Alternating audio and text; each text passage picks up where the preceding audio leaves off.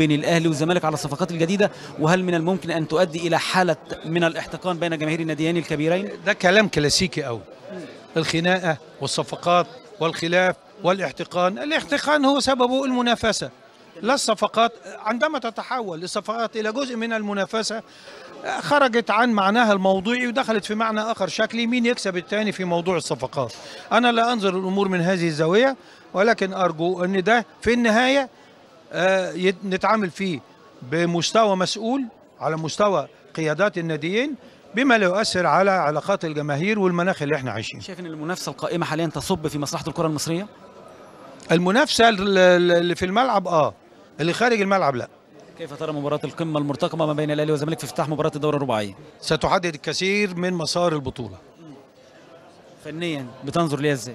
لا هم الاثنين يعني اهلي وزمالك، ما لهاش دعوه دي بالمعايير التقليديه. هل انت مع رحيل احمد فتحي للدوري السعودي؟ انا مع بقاء احمد فتحي واعتزاله داخل النادي الاهلي، الا اذا جاءته فرصه ان يلعب في دوري في اوروبا.